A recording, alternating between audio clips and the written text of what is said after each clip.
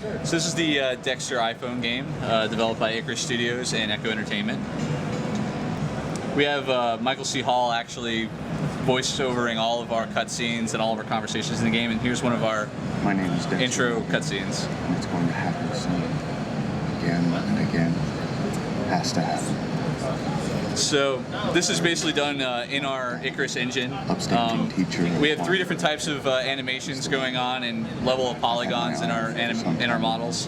In our cutscenes we use high poly models. My dark past. In our conversations we use mid-grade models, and in our game itself we're using a lower poly model. Now all of our models have been approved by Showtime. Our biggest thing we're trying to do with the Dexter game is keep it in the feel of the Dexter TV show and making sure that the audience that likes Dexter will really enjoy our game, and we're giving them that feel of being Dexter that everyone's kind of looking for. The first episode takes place in Season 1, Episode 1. So you'll notice a lot of the environments are pretty much too detailed, just like the environments were in the TV show. Here we're at the Hooker Hotel where Deb gives you a call, where they find the first body in the ice truck killer murder. And here's our accelerometer movement. It's basically you touch this button to move forward, you lean it forward to run. You can move around the environment and look around by moving your finger, and you can also run in tilt to turn right and left, the opposite of what I just did. We also have the yoke, as I said.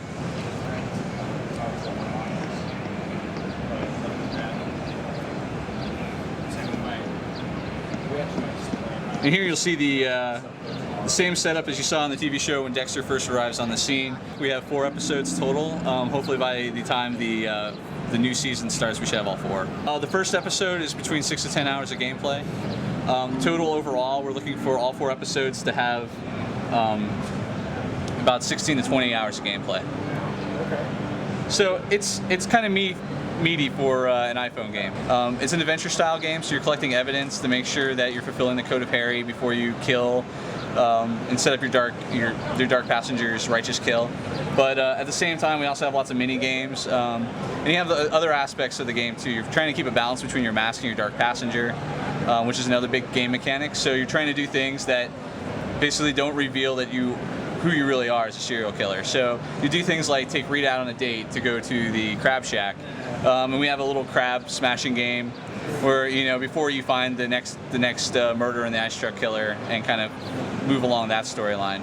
We worked really closely with Showtime, as I said already. So we had Michael C. Hall's voice. We had Tim Schlottman, who's the lead writer and producer of the show, actually work with us on all the script writing. So all of our storylines are as Dexter as they can get. You're going to get not only to see new aspects of the show that you've already kind of seen on the TV show and extra details there, but you also get to play through entire new levels and storylines and kind of interact with new victims. You lose the game by your mask going down to 0. The whole thing is keeping your mask up. If at any point in time you let your mask go too far down, you lose. You basically shown what you really are, and there's no recovery from that. This bar right here, this white in the middle, is your mask, and the red on the outside is your dark passenger. Is your dark passenger? You have to keep your dark passenger up, because if you don't, you start taking massive hits to your mask, because dark passenger is driving you to want to do horrible things. You never want to take away and do something that's not the way the show intended Dexter to be doing it. So you don't get to go around and kill everybody. You have to actually have real evidence and real reasons to go after somebody. You interact with Camilla at the police station. She gives you new files and stuff, and you can look them up and do research on different characters. So it's kind of an open world. Some things are gated, like you have to complete a certain number of things in order to move along in the storyline. But for the most part, we want to give people like really wide open worlds and lots of little Easter eggs and things for them to find.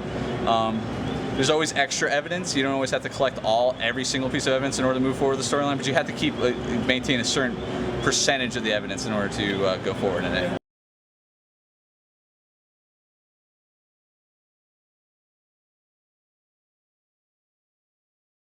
So we're still with Atlas Online, and this is Brandon Cushenberry, and we're talking about Neo Steam, which looks like a steampunk genre MMO.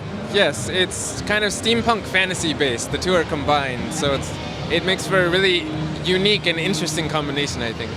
Very cool. So what are some cool features you can tell us about?